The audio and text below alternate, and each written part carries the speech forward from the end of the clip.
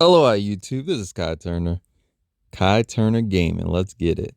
And we had this game right here. And this is the game that propelled me to 1,100 blitz rating points. And according to chess.com, that means you're better than, I don't remember, 75 or so percent of players. So don't listen to any GM who tells you, oh, you're playing like a 1,000.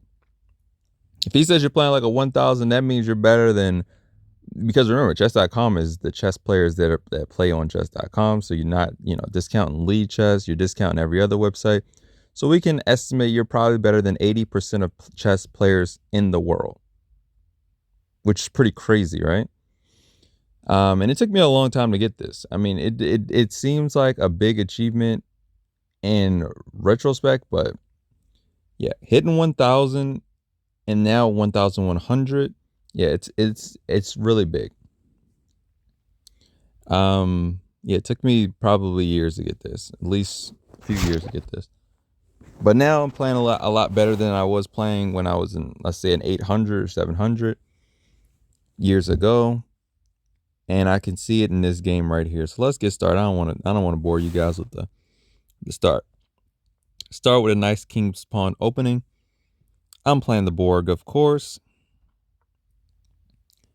Open the standard way.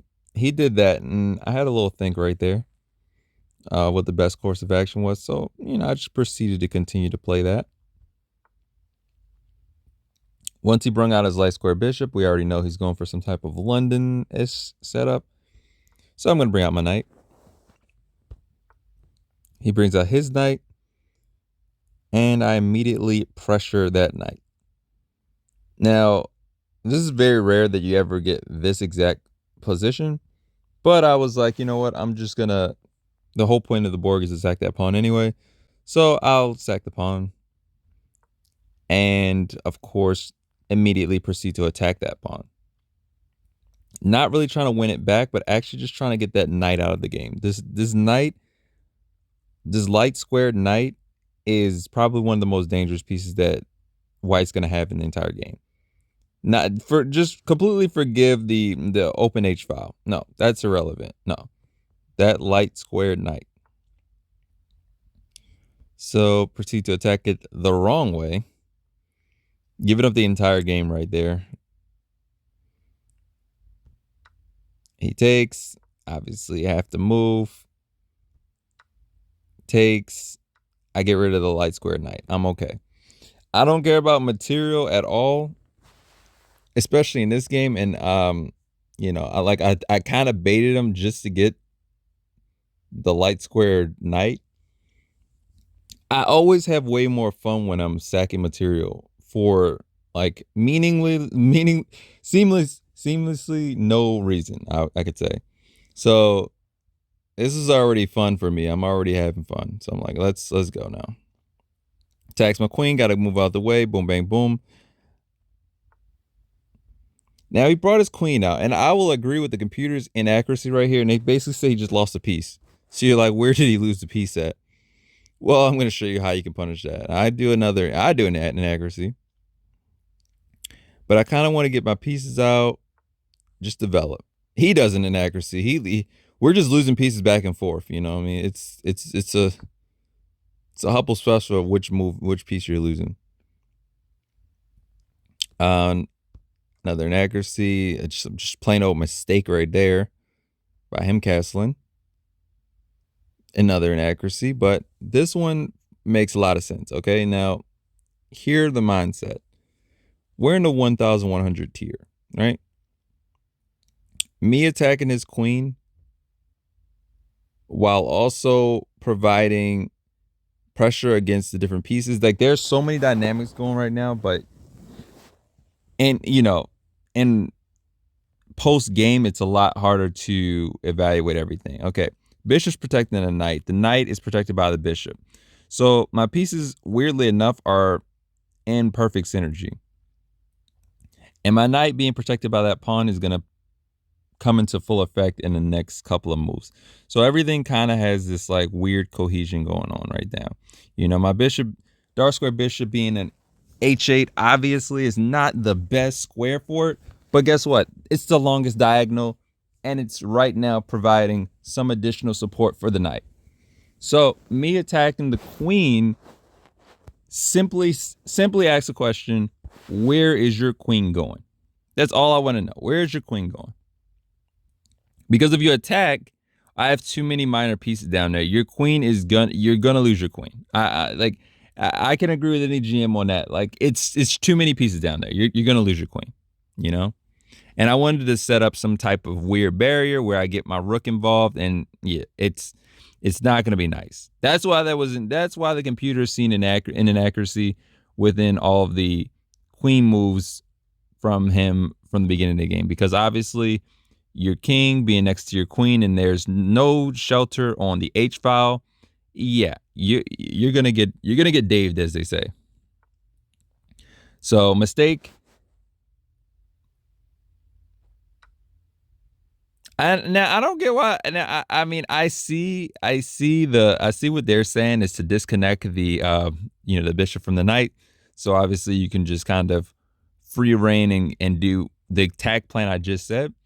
But in this game, just having the knight take that pawn and continue to apply pressure to the queen, for a higher level player, for a title player, maybe they'd be like, oh my gosh, I can't believe you played that. But for us, you have to remember the rating level. So this is a pretty good move. I'm not seeing anything wrong with that. Knight's obviously protected by the bishop, attacking the queen. Hey, as Aman would always say, hey, you gotta attack the queen, especially at this rating level.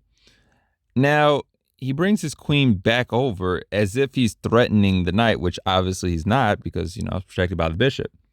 But even more so because that's almost like a free tempo move to develop. I mean, I could bring my knight out to protect the other knight. It's so many things you can do to kind of develop in this position. I bring my knight back. I can see why that would be an inaccuracy. Obviously, you just attack the queen even more, and you get your bishop out of that lonely corner that it's in. So yeah, that definitely would have been a better move. But I brought the knight back. I just wanted because yet again, I still want to feel where his queen's gonna go. I want to see what his queen is doing. He pushes a pawn. I push a pawn. I've seen a bishop eyeing my pawn, and even though my knight's defending, I wanted to push this pawn anyway because I wanted to have a safe square for my knight to be, so that way it's protected by a pawn. So if I wanted to bring the knight back for whatever reason in the future, I could bring it back. He brings the bishop out, so I'm like, okay, you got a little battery going, but it's against a knight protected by a pawn, so I know that you're not doing anything.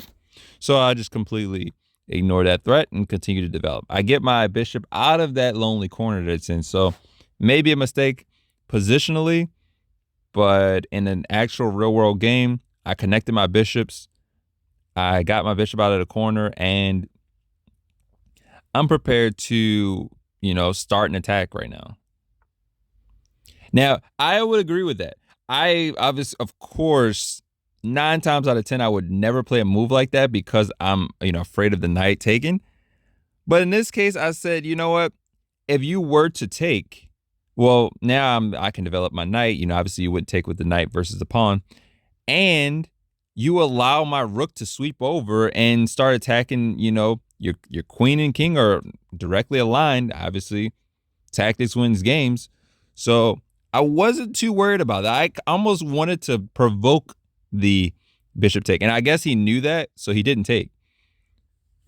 So I'm like, I mean, I get it at a higher level. Of course, you could see, Stockfish is like, well, if you take this, and then yeah, of course.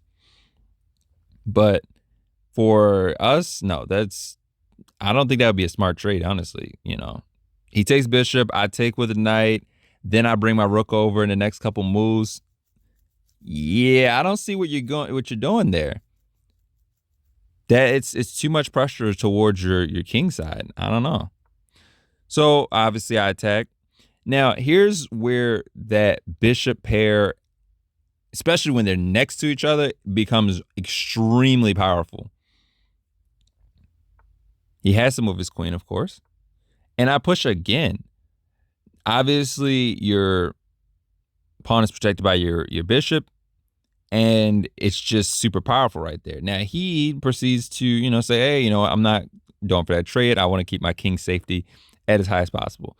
Now here's where some GM level moves come into play. And GMs are going to be laughing, but for real, this is some GM level moves. Move the queen over. To the uninitiated, they're like, what are you doing? That doesn't do anything. You're not attacking the bishop. You're not attacking the knight. You're not attacking anything. I'll just keep watching. He brings the king over. Now, I can agree with this blunder. I do not know what that move does. I guess he foreseen some type of weird attack I had going on, but it's not my plan at all. My plan was just to reroute my queen. Now, maybe I should have stopped the rerouting and just, seen the obvious king-queen fork, but let everything happens in due time, which is ironic because obviously after watching the post-game footage, now you see where you really did have a miswin. That's a legit miswin. But okay, let's keep it going. So knight take bishop. He said, okay, I had enough. I'm going to take the bishop. Okay, cool. That bishop isn't really doing anything. Now you have to take with the pawn. For those who are wondering, oh wow, why not take with the knight? Well, then bishop takes bishop, and not only is it a nice, nasty check, but it also wins that pawn. So he honestly wouldn't even care if you could take the bishop at this point because, well, he's going to win that pawn back. So yeah, that's just completely game. It literally game in one move. So you have to take back with the pawn, thus protecting your bishop with the queen and keeping that pawn protected by the knight. So everything is nice and synergized. And you now have two pawns protecting your knight. So you're really good right now. Bishop takes, pawn takes. Okay. Now we're in this position right now. He still takes because he sees that opportunity to do that, but obviously I'll just take back with the queen, and my queen's protecting the pawn. You never want your queen to be the defender of a piece, though, because whether it's a pawn or a piece or anything like that, the queen is way too valuable to, have as the distinguished protector role. So immediately, I bring out my knight. They say bring it out there, but I mean, to be honest, I brought it out here for a reason because I wanted to provoke the next move. Yet again, knowing your rating level. No, this is a classic example of knowing your rating level. If I had put it here, would it have influenced the decision to take the pawn? I don't know. I genuinely don't know. But for being this is why I said it's good, not a mistake or anything like that, not an inaccuracy, because would it have influenced the decision? I don't know. But I feel like it would, because now, pawn takes, and he's looking at the same thing. Now, in his brain, I know that he's thinking, well, if I take with the pawn, I got two threats going on now.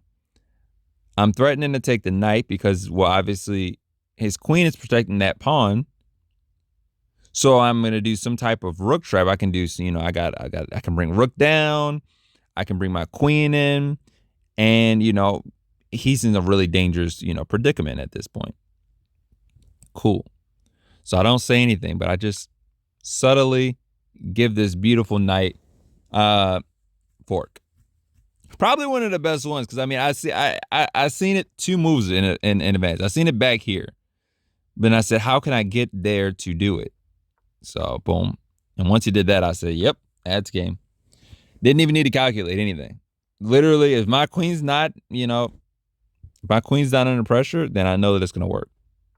He backs up, take, and then he plays this out of that, like, oh, I'm just, desperado move. Everything's winning here, but I mean, obviously, if you wanted to play it super methodically, I've even thought about just sacking a knight just to get a easy, quick win. But yeah, obviously the best move is just fork, and he just resigned. He resigned even before I even played the move. Like I got it, to here, and he just resigned.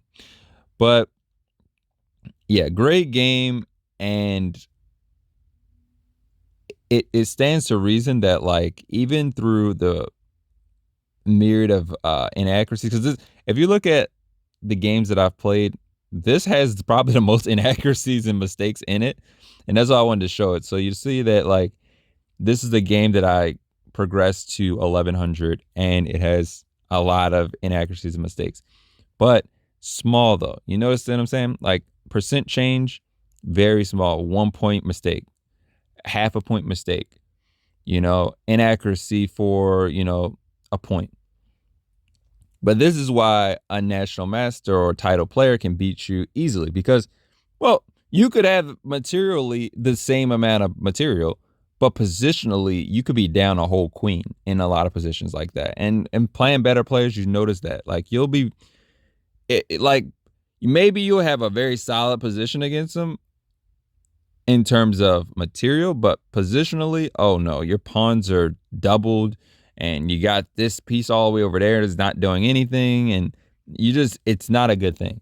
So right now I really want to focus on to get to the higher tiers, to the 1400s to 1500s, not making as many inaccuracies, like seeing, okay, how could I have done this better? Like even in this case, beautiful fork, but could I have seen that fork way back here? Like as soon as he made that move, could you see that fork right here? Sometimes I got to question myself and say, why did my opponent make that move? And see that you can punish it right then and there. Like every move that your opponent makes, think about how did it affect the entire game? What pieces are now not defended that were defended before? What squares can I access that I could not access before? And when you think of it like that, it helps you to become a way better player. This is Kai Turner Gaming, bringing you another chess video. Hope you guys enjoyed it. As always, comment, rate, subscribe, and have an awesome day. Peace.